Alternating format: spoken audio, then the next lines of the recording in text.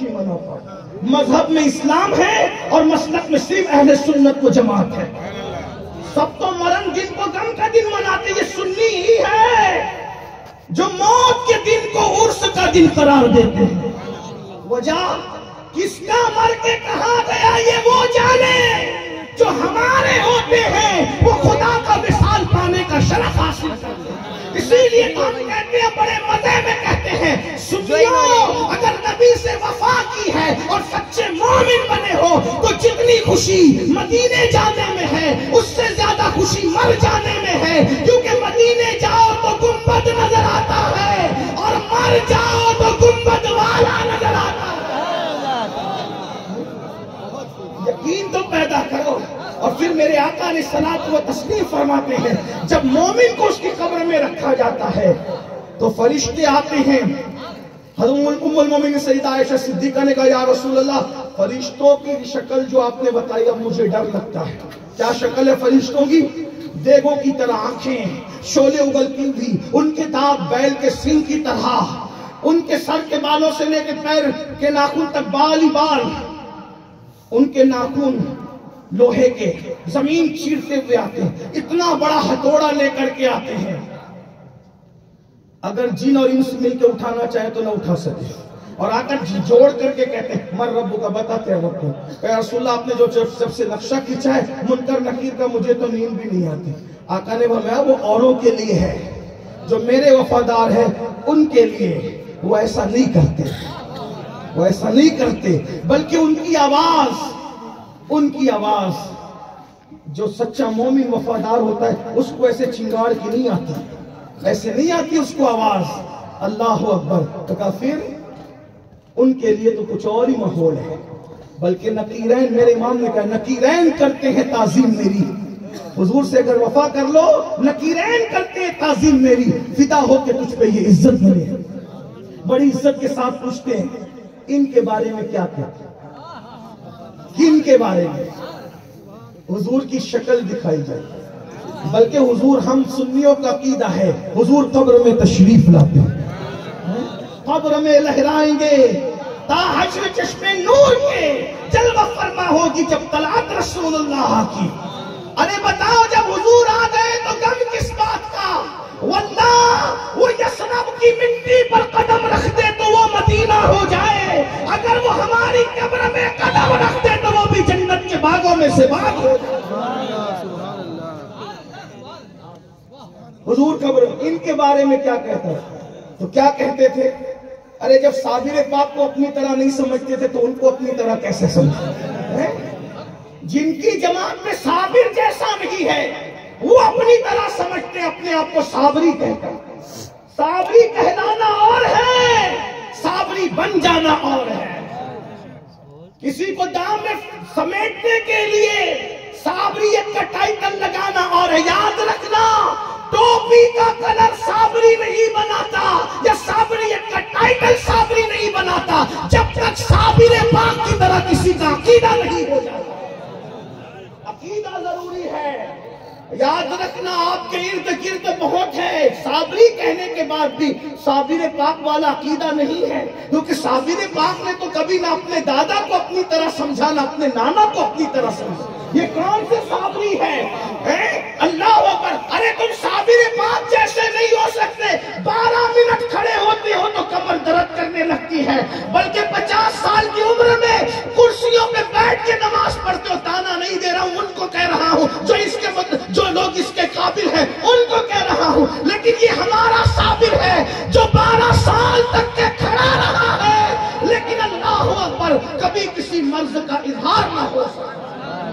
صابر کی طرح کھڑے نہیں رہ سکتے، صابر پاک کی طرح. اور وہاں تو پھر بات ہی کچھ اور ہے. نبی کو مر کے مٹی میں کہنے والوں، سن تم صابری نہیں ہو سکتے، کیونکہ ہمارا صابر تو وہ ہے جو خود کا جنازہ پڑھانے کے لیے تشریف لاتے ہیں اور بتاتے ہیں جب علی احمد کا یہ حال ہے تو جو اصل علی ہے اس کی شان کیا ہوگی، اور جو اصل احمد ہے اس کی شان، جو نسل میں علی احمد ہے اس کی یہ شان ہے. جو نسل میں علی احمد ہے اس کی شان، جو اصل میں علی بھی ہے اور جو اصل میں احمد بھی ہے جانتا تو زندہ ہے واللہ، تو زندہ ہے واللہ، میرے چشم عالم سے چھپ جانا۔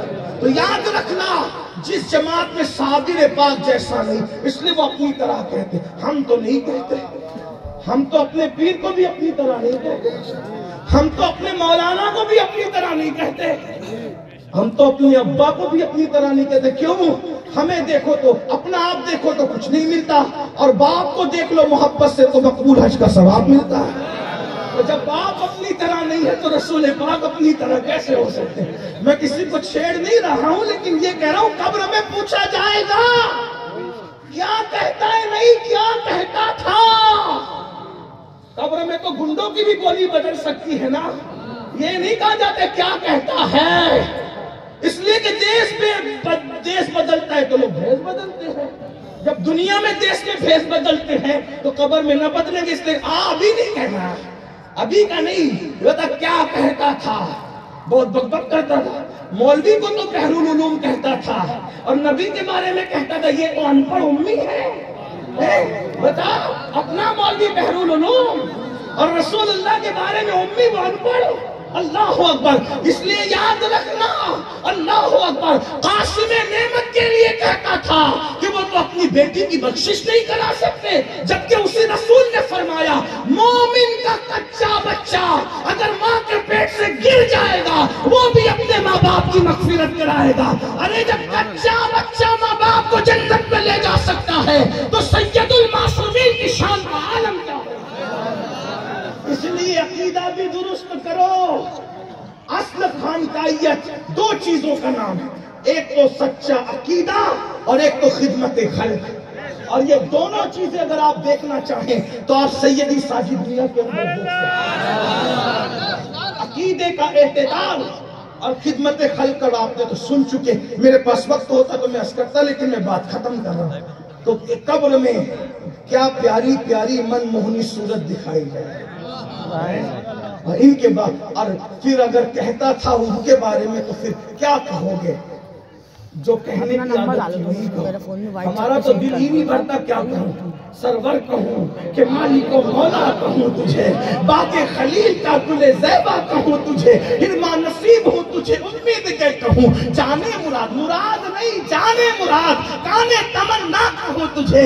اللہ نے تیرے جسم منور کی تابشیں، اللہ نے تیرے جسم منور کی تابشیں، اے جانے جاں میں جانے تجلا کہوں تجھے، صبح وطن پہ شام غریباں کو دو شرف، بے کس نواز یہ صبح والا کہوں تجھے، مجرم وہ اپنے افو کا سامہ کروں شہا، مجرم وہ اپنے افو کا سامہ کروں شہا، یعنی شفیعی روز جزا کا کہوں تجھے، اور تیرے تو وصفائے میں تناہی سے ہے بری، حیران ہوں میرے شاہ میں کیا کیا کہوں تجھے، کہنے کی سب کچھ ان کے سنا کھا کی خاموشی، چپ ہو رہا یہ کہہ کے میں کیا کیا کہوں تجھے، لیکن رضا نے ختم سکھرش پہ کر دیا، خالق کا بندہ خلق کا آقا کہوں تجھے، نمی دانم چھ منزل بود شب جائے کے من بودم، بہر سے رقص پر بہر سو رقص جسمل بود شب جائے کے من بودم، بری پیکر نگارے بری پیکر نگارے بری پیکر نگارے، سر و قد لالا رخسارے سراپا آفت دل بود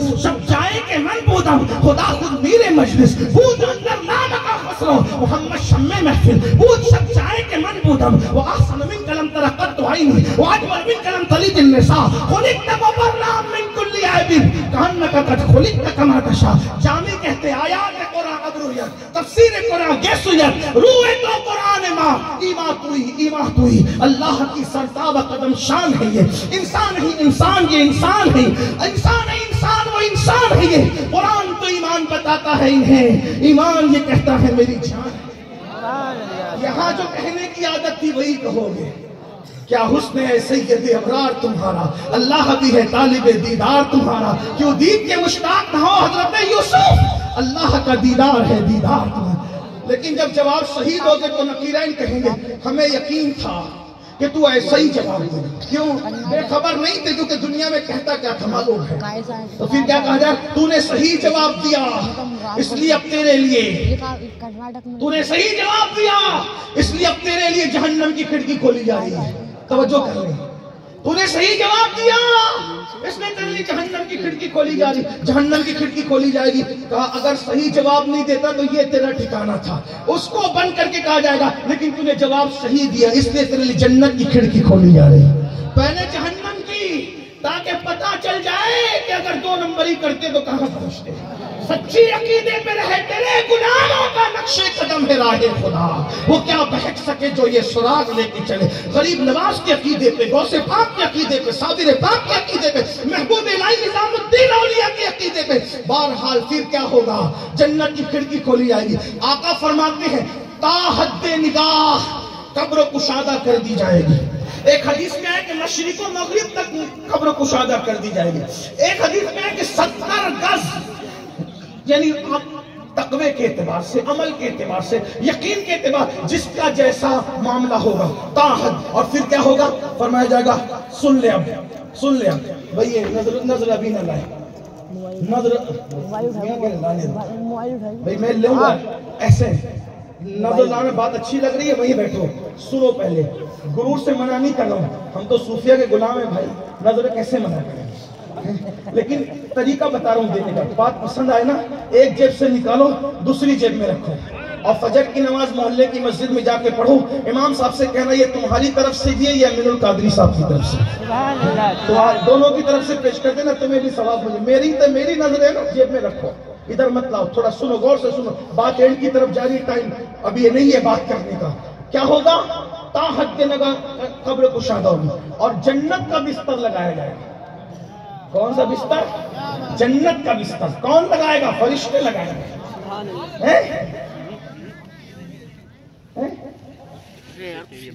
میں نے کہا جہاں جہاں لوگوں نے دیا، اور اگر وہ نہیں دیں گے جیب میں رکھ کے تو وہ میری امانت ہے، دیں گے وہ، میری قوم پر مجھے اعتماد ہے۔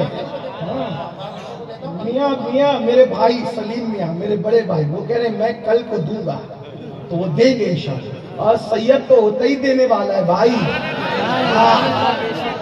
جب شجروں سے سید نہ پہچانے جائیں تو 2 چیزوں سے پہچاننا، کیا؟ ایک ان کی سخاوت سے، ایک ان کے اخلاق سے۔ یاد رکھنا اچھی طرح، اللہ اکبر۔ ایک مرتبہ ایک بہت بڑے بادشاہ نے، نام نہیں لوں گا، سیدوں کو قتل کر دیا نقلی سمجھ کر کے۔ بعد میں کسی نے بتایا نہیں، وہ تو تیرے چگل خوروں کی چگلیاں تھی، تو نے قتل کر دیا۔ تو اس نے کہا پھر اب کیا کروں؟ کہا معافی مانگ لے، کہ معاف نہ کرے تو کہا اصلی ہوں گے تو معاف کر ہی دیں گے نا، اس لیے کہ معاف کرنا یہ تو ان کا موروثی معاملہ ہے۔ نہیں دیکھتے امام حسن نے کیسے کیسوں کو معاف کیا، امام حسین نے کیسے کیسوں کو معاف کیا۔ اللہ اکبر۔ معاف کرنا ان کا اپنا کام ہے۔ ان کے نانا نے نہیں کہا تھا جان کے دشمنوں سے لا تثریب علیکم اليوم، بلکہ کیسا سخی ہوتا ہے سید بتاؤں؟ سیدوں کا باپ سید السادات، امام المشارق والمغارب، حلال مشکلات والنوائب، اخی رسول وزوج البتول، امام علی ابن ابو طالب۔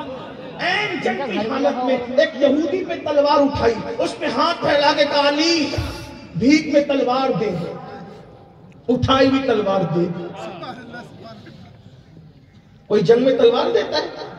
اس نے کہا، میں نہیں کہہ رہا، اس نے کہا، اس کی بات نقل کر رہا ہوں، اس نے کہا علی معاذ اللہ، یا تو حد درجہ نادان ہے، کوئی دشمن کو بھی تلوار بھیک میں دیتا ہے، یا تو بہت بڑا بہادر ہے۔ دوسری بات صحیح تھی۔ تو مولا نے کہا کیوں ایسا کہتا ہے؟ کہا دشمن کو بھی کوئی تلوار حالت جنگ میں دے دیتا نہتا ہوتا ہے۔ فرمایا یہ میرے گھر کی ریت ہے، ہم تو مانگنے والے کو نہیں دیکھتے دوست ہے یا دشمن ہے، جو ہاتھ پھیلا دیتا ہے اس کو عطا کر دیتے ہیں۔ جس دروازے سے یزید بھی محروم نہ گیا، ہم کہاں محروم جائیں گے؟ یزید نے ہاتھ مانگا تھا، امام نے ہاتھ نہیں دیا، چونکہ وہ غیرت تھی، لیکن سر دے دیا، یہ سخاوت تھی۔ دیا تو اس کو بھی، جہاں سے یزید محروم نہ جائے، ہم لوگ کہاں محروم جانے؟ آؤ در صحرا پر پھیلائے ہوئے دامن، نسل کریموں کی لچبال گھرانہ ہے۔ بات دور نکل کے کیا کر رہا تھا، سن لیں۔ جنت کا بستر بچھایا جائے گا، اور جنت کا بستر بچھا کر کہا جائے گا نم کنومت العروس، ایسے سو جا جیسے پہلی رات کی دلہن سوتی ہے۔ اب میری زبان حیا اس کا مکمل تبصرہ نہیں کر سکتی بزرگوں کی موجودگی میں کہ پہلی رات کی دلہن کیسے سوتی ہے، لیکن اتنا اشارہ کر کے ختم کر دوں گا بات کو کہ پہلی رات کی دلہن کو سجایا جاتا ہے، سنوارا جاتا ہے۔ آپ کو رات کو کیوں سنوارتے ہیں دلہن کو؟ سونے والا بھی کوئی سنورتا ہے؟ جس کو سونا ہے اس کی زلفیں تو بکھرنا ہے، جس کو سونا ہے اس کے کپڑوں کی استری تو ختم ہونی ہے، جس نے سونا ہے اس کی خوشبو نے توڑ جانا ہے۔ پھر رات کو دلہن کو کیوں سنوارتے ہیں؟ یہ دلہنیں بھی اچھی طرح جانتی ہیں، آپ بھی اچھی طرح جانتے ہیں، تو مرنے والے کو کیوں سنوارتے ہیں؟ اس نے تو مٹی میں مل جانا ہے۔ سفید جوڑا، خوشبو، عطر، اتنا، ارے لوگ پتہ نہیں کس کو سادگی کہتے ہیں۔ لوگ سمجھتے ہیں کہ میلے کچیلے کپڑے پہننے کا نام سادگی۔ میں نے کہا جو اپنے کپڑے صاف نہیں رکھ سکتے وہ اپنے دل کیا صاف رکھے؟ ہاں، میلے کچیلے کپڑے پہننے کا نام سادگی نہیں ہے، یا ہلکے پھلکے کپڑے پہننے کا نام سادگی ہے۔ ہم لوگ قادری لوگ ہیں، ہمارا قادری تصوف ہے، لیکن چشتی اس اعتبار سے کہ ہم ہندوستانی ہیں، ہم قادری ہو کر کے کہتے ہیں کہ جو ہندوستان میں پیدا ہو پہلے وہ چشتی ہے، بعد میں سب کچھ ہے، کیونکہ قادریت بھی ملی ہمیں چشتیت کی وجہ سے۔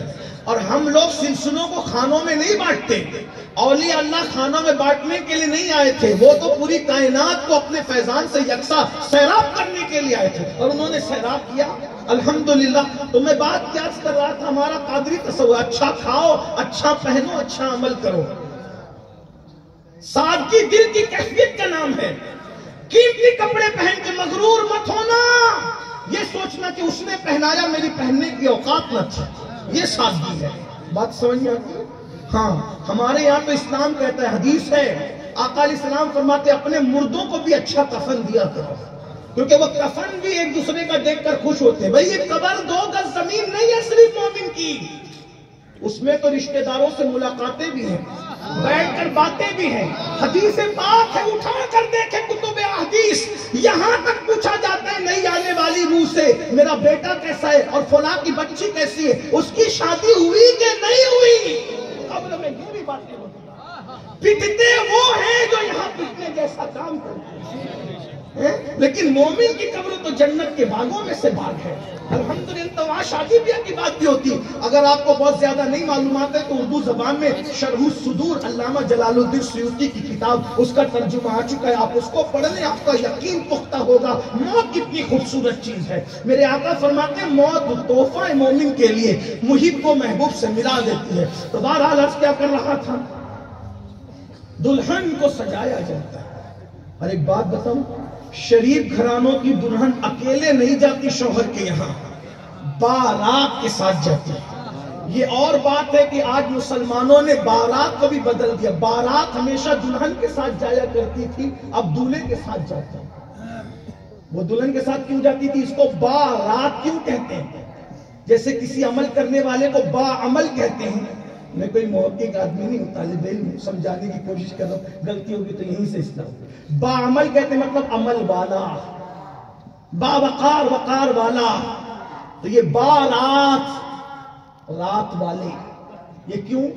جب دلہن جاتی تھی رات کو شوہر کے گھر تو محلے رشتہ دار سب اس کو پہنچانے جاتے تھے کہ رستے میں کوئی لوٹ نہیں، بہت ساز و سامان اور سجی دجی رہتی تھی نا، ڈاکو اپنا کام نہ کرے۔ تو اور پھر دوسری بات یہ ہے، چوری چپ کے تو نہیں جاتی شریفوں کی دلہنیں، علل اعلان جاتی ہیں، کیونکہ جن کے نکاح چوری چپ کے ہوتے ہیں وہ چوری چپ کے جاتے ہیں۔ ہمارے یہاں نہ چوری چپ کے نکاح ہے اور نہ چوری چپ کے آنا جانا ہے، ہمارے یہاں تو بارات کے ساتھ ہے۔ لوگ آج بارات کے بھی مخالف ہو گئے، یہ بارات نہیں ہونی چاہیے، میں نے کہا اس کی بھی کوئی حکمت ہے، لیکن بہرحال وہ بارات کے ساتھ جاتی ہے، پتہ چلتا ہے شریفوں کی دلہن جائے، ادھر بھی بارات ہے اور ادھر بھی بارات ہے۔ مومن کا جنازہ نہیں دیکھتے کہ شان کا ہوتا ہے، اگر نہیں دیکھا تو جنازے کا تصور کر لیں، اس کی ویڈیو دیکھتے نہیں کتنے جنازے میں لوگ بارات۔ تو ایسے سو جیسے پہلی رات کی دلہن، اور پہلی رات کی دلہن جب سوتی ہے لوگوں کو لگتا ہے کہ وہ سو گئی، لیکن وہ سوتی نہیں ہے، وہ چادر مکھ پر ڈال کر کسی کے منتظر ہوتی ہے۔ گوری سوئے سیج پر مکھ پر ڈارو کیش، چل خسرو گھر آپ نے شام بھئی سو دیس، سانج بھئی سو دیس. ہاں وہ ڈال کر چہرے پہ نقاب اوڑھ کر کے، گھونگھٹ ڈال کر کے، چادر اوڑھ کر کے سوتی کس کے لیے؟ کوئی اور نہ جگائے گا اس کو، محبوب جگائے. سب سنتے سو گئی سو گئی سو گئی سو گئی، لیکن محبوب کے قدموں کی آہٹ آتی ہے اور وہ اٹھ کر بیٹھ جاتی بلا تمثیل. اس کو کہا جائے سو جا ایسے جیسے پہلی رات کی دلہن سو. کون جگانے؟ اس کو اس کا محبوب جگانے آئے گا، اس کو اس کا محبوب جگانے. آج پھولے نہ سمائیں گے کفن میں آسی، قبر کی شب کس گل سے ملاقات کی. یہ مومن کی موت کا ہلکا سا تصور ہے تو میں نے پیش کیا. اگر میں زیادہ اور پیش کروں تو کہیں ایسا نہ ہو کہ سردی میں ایک دو، اس لیے کچھ نہیں کہنا چاہتا. ہاں آپ کی بددعا نہیں لینا چاہتا، میں اسی کے بات پوری کرتا ہوں. اللہ ساجد میاں کے شہزادوں کو کعب میاں، مخدوم میاں اور جو شہزادے ان کے والد کا سچا جانشین بنائے. ان کے والد نے علمی کام بہت کیا، اور جو علم کے ذریعے سے زندہ رہتا ہے اسے موت نہیں مل سکتی. اور اصول بلاد ممبئی عظمیٰ میں سمجھتا ہوں کہ رقبے کے اعتبار سے سب سے بڑا دارالعلوم اگر کسی کا ہے تو وہ ساجد میاں صاحب رحمۃ اللہ علیہ کا قائم، اور کئی مقامات پر انہوں نے ادارے قائم کیے. اور آج میں آپ سے کہنا چاہتا ہوں ہماری قوم کو علم کی بڑی ضرورت ہے. آپ بھی علم حاصل کیجئے، اپنے بچوں کو بھی پڑھائیے، خود بھی پڑھیے. ہمارے ماہرہ کے مشائخ نے اعلان کیا ہے آدھی روٹی کھائیں گے، بچوں کو پڑھائیں گے. اپنے بچوں کو پڑھاؤ، بچیوں کو پڑھاؤ، ایجوکیشن کو عام کرو.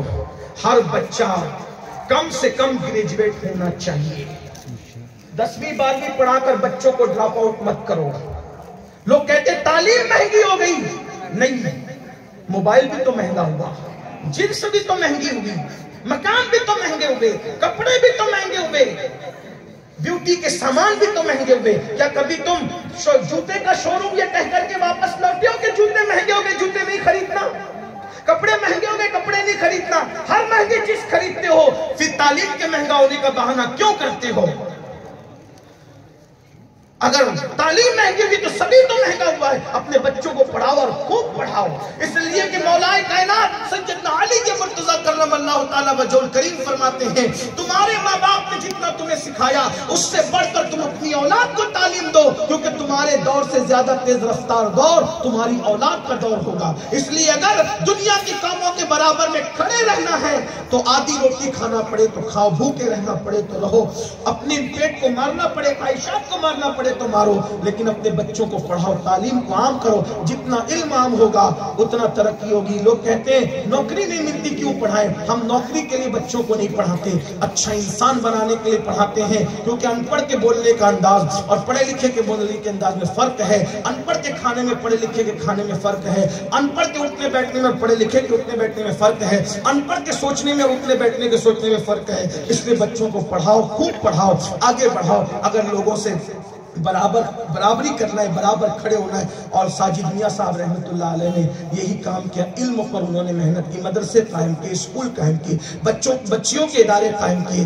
یہ سلسلہ اللہ کرے جاری رہے. اور ہمیں ہمارے بھائی سید مخدوم میاں صاحب سے بہت توقعات ہے کہ ایک اچھے باپ کی اچھی تربیت کا نتیجہ لوگوں نے ان کی حیات ہی میں دیکھا.